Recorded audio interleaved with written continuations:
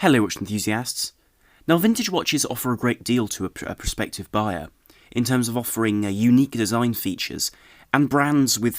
functions which are simply unheard of today, especially at the prices at which they're available, and allow a buyer to access something truly unique, because very often one can't find a duplicate of a watch found on the vintage market.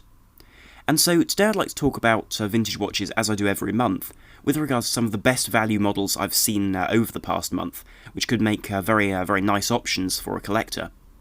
And today I'd like to talk about everything from fairly funky 70s dress watches to watches from really illustrious brands from the early 20th century. However, before I begin the video, today's featured picture from the Snupps group is Bark & Jack's picture of this coffee and Rolex Explorer.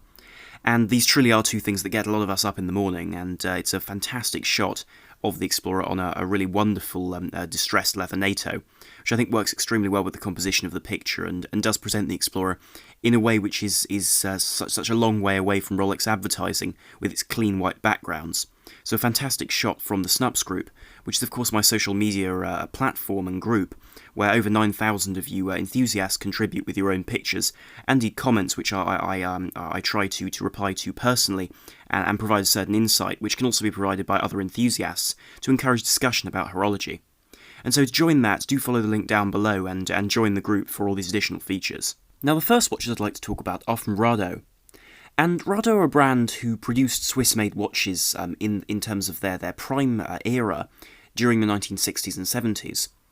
And Rado had a design language which was very different from other brands, especially in their early models, but certainly carried along with the 70s tonneau style of cases and hooded lugs in the 1970s. But these watches have become extremely good value in terms of offering a dress watch from a reputable Swiss brand for remarkably low prices, with details which are both very pleasant to see and interesting from a historical perspective. And around this era, these watches pretty much always included a day-date function as well, which only adds to the functionality of these watches. And the detailing on, for example, the dials is really excellent, with patterned surfaces to the dials. Indeed, at the higher price ranges, one can even get mineral dials made out of tiger's eye or jasper and other stones, which provide a fantastic coloration to the dial of the watch, and do allow it to appear far more unique. Additionally, you have that proprietary rotating anchor for the Rado logo on that red background, which has been retained until today, which adds to the heritage of these watches. And then of course there are the cases, which are brushed or polished depending on the model, and indeed these watches range from about £40 to about £300, meaning there's a great deal of scope for different styles. And at the lower end of that price range we have fairly simple styles of cases, which may appeal to people who like the 70s touch, but do prefer something a little bit more restrained, and I can certainly understand, with the cases becoming more extravagant as a general rule as the prices increase, moving up to large brushed curved stainless steel cases around the £100 mark. And then if one moves up towards the Diastar range, which has become a real icon in the Rado line, which had tungsten carbide cases, which acted as sort of a shroud over the top side of the case, and meant that though these are prone to cracks, which is something to check the watches before buying, or indeed to ask the seller about, because it's true one can find these with cracks due to the very high hardness of tungsten carbide. But this does offer incredible scratch resistance and a very interesting sheen to the surface of the metal, which adds something very different and truly unique in the watch industry to these watches, especially with their serviceable and fairly simple to maintain automatic or indeed manually wound movements depending on the watch in question. And whilst these watches at the lower price range, which aren't Diastar models, are without a doubt very simple watches and don't offer a great deal in terms of genuine technological innovation, I think it's difficult to dismiss them as anything other than very good value, bearing in mind that they come in at around the price of a modern Seiko 5, which is in my eyes an inferior watch in terms of features at that price range, making these watches a very interesting option for someone who wants to start a vintage collection but doesn't know quite where to begin. Now the next watches I'd like to talk about incorporate complications into a watch at a price which is frankly remarkable. And for about £100 to £300 you can get hold of an Oris pointer date. And these pieces have inspired a great deal of modern Oris watches in terms of their aesthetic and also in terms of their re-editions of these very timepieces. But the originals from the 1950s, which predominantly have the caliber 453 from Oris in them, provide an elegance and a beauty to a watch which simply isn't seen in the ETA-based modern equivalents. And these watches are manually wound with those in-house Oris calibers, which aren't decorated and aren't the most attractive movements in the world, but certainly provide a workhorse durability to these watches. But that said, these watches do come in plated cases, so they are a base metal that's then chromed. So one has to remember these watches won't have any water resistance because it's impossible to certify a case which has a surface layer which can come off. Similarly, these watches will wear over time, and it's very difficult to repolish them. So one does have to take these things into account, but for this price I think you're getting a remarkable amount of watch for the money. However, if one accepts the fact that these watches won't come in a particularly pristine condition, one has to remember that these watches are of course from the 1950s, and Oris weren't one of those brands like, for example, Rolex, or indeed Omega at that time, where they were producing very high-grade and expensive timepieces. In truth, these Orises were designed to be fairly modest watches, but in today's era of looking back on these things, have really beautiful design cues, with very simple cases, flat crowns, and beautifully brushed and finished dials, with these fantastic painted indices and numerals, with that point-to-date complication which only adds an air of high horology to these watches, which simply wouldn't be there otherwise. Now these characteristics are only augmented by the fact that on some of these versions you see beautifully blued hands, and both blue and red being used quite extensively on the dial, which is remarkably reminiscent of watches from, for example, Vacheron Constantin in the 1940s, and I think makes these watches particularly appealing to a lover of vintage who wants something on a budget, which is affordable and reasonable in terms of servicing as well, because parts from these are fairly easy to come by. And the sizing of these watches is also very typical of the era, and I feel wouldn't be correct if these watches weren't the 32mm that they are. And the fact that these watches come with such a variety of dials and layouts is phenomenal, because you can get versions with or without the sub-seconds, and of course those sub-seconds only add to the symmetry of this watch, which is typical of these central point-to-date models, because of course you don't have a date window as a result of that.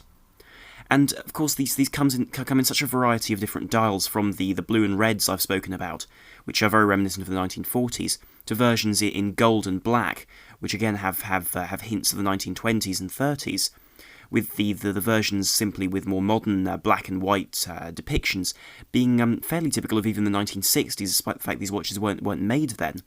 which is a remarkable breadth in terms of versions of this watch, with all very similar mechanisms, which are these 7 dual movements, which allow the watch to both perform as a piece which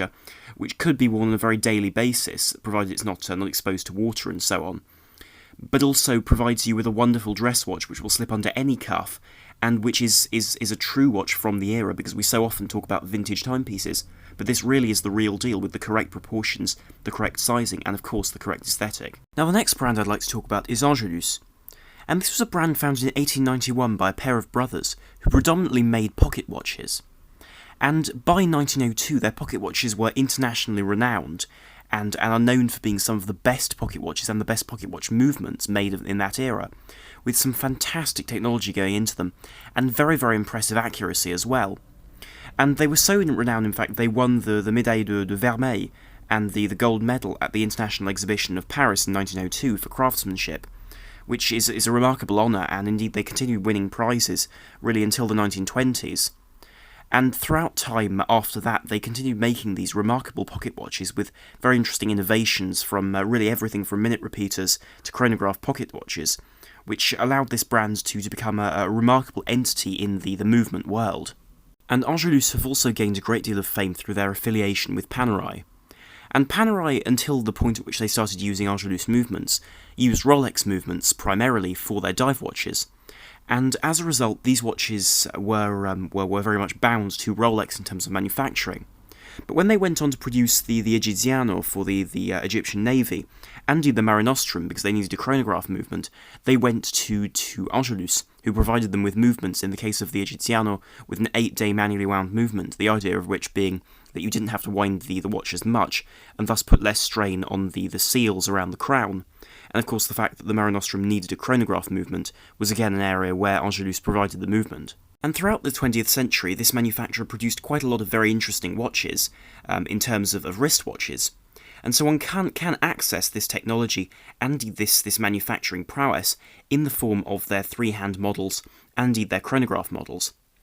And their 3-hand models really start at about £200 for a version with a fairly worn dial and case, but still with their movement and the heritage which this offers.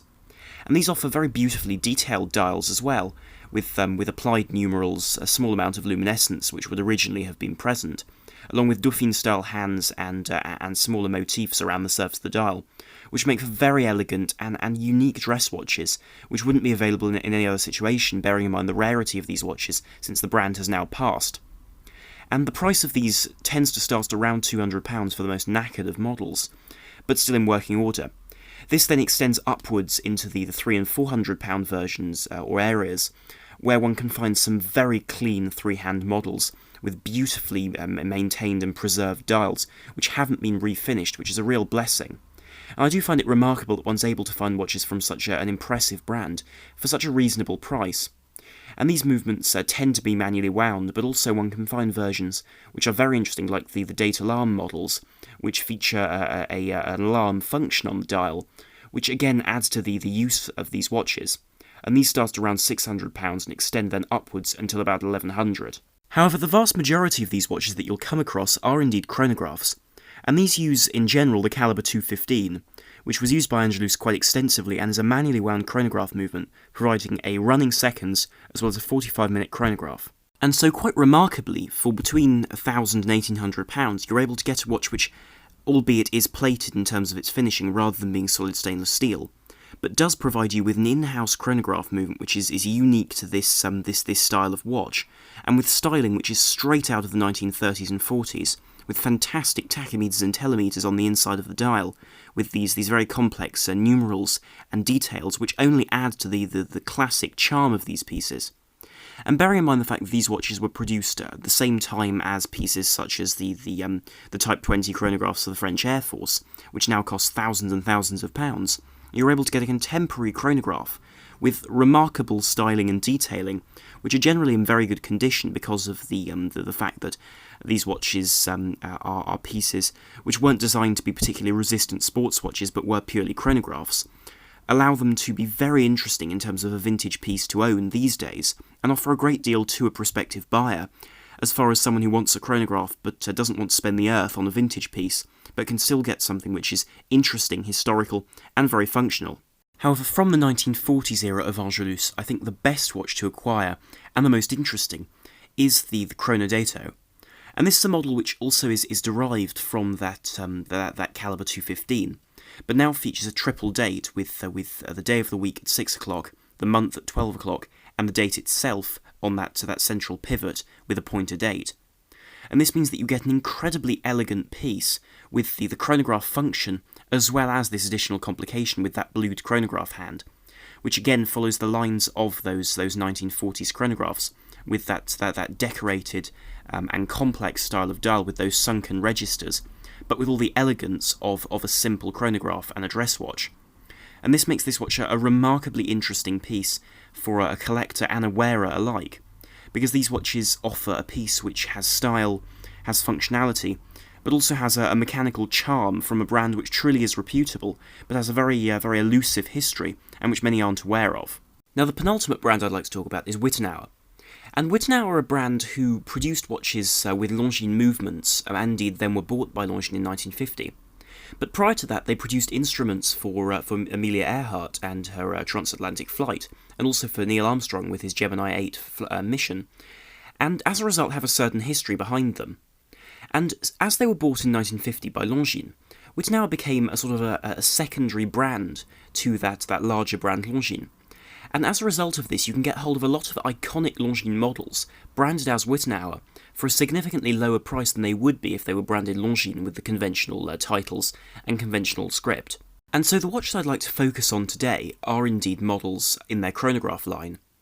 And they've produced a great deal of interesting chronographs with Longines movements, which were in fact replicas or at least sister watches to Longines models. One very clear example is indeed the Wittnauer diving chronograph, and this was a piece which has the same red bezel and a very similar dial layout to the Longines which spawned indeed as a remake the 1967 diver from the brand. And this watch, remarkably, in the various examples that are currently available on the market, is available for about £1,500, which is a remarkable amount of money for a piece which is a historic piece which was worthy of a remake, which means that you can get hold of the original piece rather than buying a remake for a significantly lower price than if it were branded Longines, which is a remarkable way of getting hold of a very interesting piece from a very interesting brand at a very reasonable price. And the vast majority of the movements in these watches were Longines-sourced Venus chronograph movements, which were manually wound movements, which to this day can be serviced and are reliable, in a way which isn't the case with the Angelus movements, which require a great deal more care in terms of their chronograph movements and a far more accomplished watchmaker to repair. And as a result, the service prices for these Wittenauers are significantly lower, making them a potentially very interesting option for someone who doesn't want quite the complication of those versions from Angelus, but with the same functionality. Indeed, these extend to a great range of different versions, from very elegant salmon dial chronographs with simple aesthetics which could even be reminiscent of Patek Philippe in certain ways, and which certainly draw the eye in a wonderful, wonderful way, with dial colours such as salmon and cream being really the colours of the era, which lend colour in a very subtle way to an otherwise very sedate timepiece. And of course, towards the £3,000 line, which admittedly is a significantly high point in terms of the Wittenauer range, one has the triple date versions of this chronograph, but now with also that 12-hour counter at 6 o'clock, which is seen here and there on their normal chronographs, but is primarily seen on these triple calendar versions, which are extremely elegant watches and again are more serviceable than the Angelus equivalent, but do come at a premium in terms of prices. But either way, you really are getting a phenomenal piece in terms of value, because you're getting a watch which truly was designed to be a premium chronograph, with a function which is rarely seen with such elegance, without making the watch appear overbearing or too complicated. And unlike other versions of these watches, this doesn't feature the strange orientation of having the month at 12 o'clock and the day of the week at 6 o'clock, but rather has them placed in their usual positions at 12 o'clock, like a lot of high horology versions of this style of timepiece. Now, the final dress watches I'd like to talk about are from Audemars Piguet. And this is a brand, of course, which is regarded as one of the foremost high horology brands on the Swiss market. And they're often dismissed as simply being a brand which rests on its laurels and markets the Royal Oak as its sole real watch of interest. But in many ways, a lot of the vintage two-hand and three-hand models from this brand offer an incredible amount to someone who enjoys precious metal dress watches with very classic design and very impressive technology inside them in terms of craftsmanship. And these watches generally come between £2,500 and £4,500, which is by no means a small amount of money. But in terms of value, you're getting possibly the best deal in this video, because you're getting something which offers the same or similar movements to the Royal Oak, which costs over £10,000. Now, the styles of these watches come in a real variety, from yellow gold to white gold, in terms of cases, with white gold ones often commanding a slight premium. But in general, they do offer these wonderful soft tones, whether they are in fact in yellow gold or that softer white gold. And then the dials are generally very simple, very flat, and these are two-handed watches, with Roman numerals, a flat white dial, simply Audemars Piguet, Genève and Swiss on the dial, which gives a fantastic classic air to these watches, whether you go for a rounded case with protruding lugs, which is the most classical choice, or indeed a squared-off style of circular case, which offers a far more different style for someone who wants something somewhat different to the standard norm. The movements also vary significantly from the ultra-slim versions, featuring manually wound movements from Audemars Piguet, whilst various automatic versions sometimes even feature the caliber 920 from JLC, which was ironically never used by Jaeger-LeCoultre, but rather was featured inside the Nautilus and the Royal Oak from Audemars Piguet and Patek Philippe, which is a remarkable CV for a movement to have and was one of the first very slim automatic movements, and fits with these watches perfectly. Naturally, these watches don't feature any sort of water resistance and are generally very fragile in terms of their outward protection, but rather as dress watches they work perfectly in terms of being discreet and elegant, which is something they manage extremely well, because to the average onlooker from a distance, these watches look nothing more than a simple everyday dress watch. But if one examines them closely, it's apparent the craftsmanship is remarkable, with a great deal of care put into these watches and their manufacturing, from the movements to the cases to the dials and even to the hands. And these are presented as particularly good value when placed next to something like, for example, a Rolex 1601, the very famous 60s and 70s Datejust. And that watch comes in a similar sort of price range to these watches, albeit at the lower end of it. And these are two-tone watches at the very most, with a gold bezel and a steel case, with far more rudimentary Rolex movements, and are also far less rare than these watches, yet they do command a far safer sales price, which makes these watches a remarkable buy and a remarkable piece to be able to get hold of if you are able to find one, with the beautiful elegance of these watches and the understated simplicity. And so I'll conclude this video here, but thank you very much for watching, and do leave your comments down below as to what you thought of this video, and indeed if you thought my choices were interesting ones, or indeed if you could think of any better ones. So thank you very much for watching. If you enjoyed this video, then please do like, share and subscribe to help the channel and to be able to enjoy more content here in future. So thank you very much for watching. This is Arm on the Watch Guy, over and out.